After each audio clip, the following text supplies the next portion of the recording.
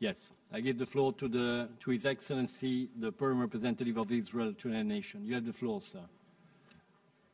Mr. Chairman, first of all, you know, our first Prime Minister Ben-Gurion said that if you don't believe in miracles, especially at the UN with the technology, you're not a realist.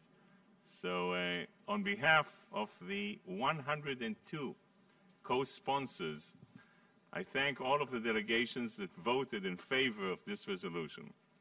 The co-sponsors and supporters of this resolution include nations from all 5 regional groups, representing hundreds of millions of people from both the developing and developed nations. The overwhelming endorsement of this resolution reflects the growing understanding that empowering entrepreneurs advances sustainable development.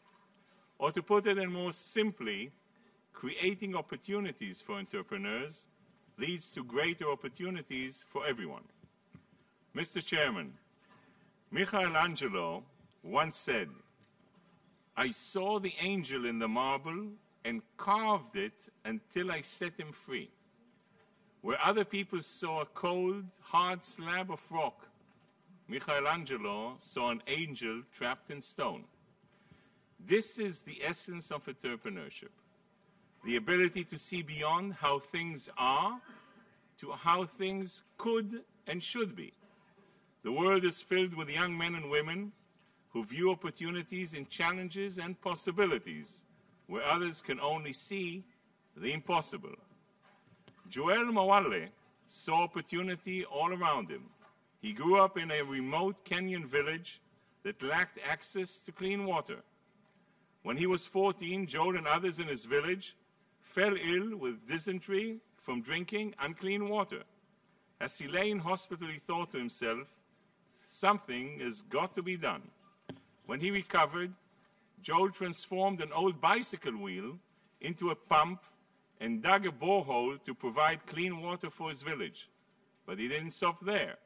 When Joel didn't have enough money for school fees, he collected rainwater from the gutters of a local factory, purified it, bottled it, and sold it to a local people during the dry session. He then transformed this simple idea into a successful business. Today, Joel sells inexpensive bottles of purified drinking water across Africa. Another inspiring entrepreneur is Kiki Katenze from Rwanda. Kiki understood that as much as food and clean water are basic needs, happiness is also a basic need. In her own words, Kiki explained, "We must do more than rebuild roads. We need to rebuild the people and prove to them that life is worth living." And what better way to taste the sweetness of life than with ice cream? Kiki worked with local women to open Rwanda's first ice cream shop called Sweet Dreams. The project has given women the chance to learn a skill, earn a wage, and contribute to the local economy by supporting local suppliers. Both Joel and Kiki saw opportunity all around them. They are courageous dreamers. When they face hardships, they refuse to give up until they realize their dreams. Mr. Chairman, these are values that we should all be championing. And yet, I note that once again, the Arab nations have voted against this resolution. In doing so, they have not just cast a vote against the resolution, but they have cast a vote against opportunity. They cast a vote against economic prosperity, and they cast a vote against their own people. Today's vote is yet another attempt by the Arab group to delegitimize Israel. The truth of the matter is that the Arab states would sooner keep their citizens shackled by hardship than accept the key to unlocking progress so long as Israel is one of the locksmiths. Mr. Chairman, few countries know more about reaping wealth from entrepreneurship than Israel. We're a tiny nation with few natural resources, difficult farming conditions, and very little water. Despite these overwhelming challenges, in just 6 decades, Israel transformed from an impoverished newborn state into a prosperous member of the OECD and a global leader in innovation. We have more startups per capita than any nation on the planet, and the third highest number of patents per capita in the world. Thousands of products enjoyed by tens of millions of people throughout the world, from drip irrigation to solar panels, from flash drives to driving navigation systems, were all born in Israel.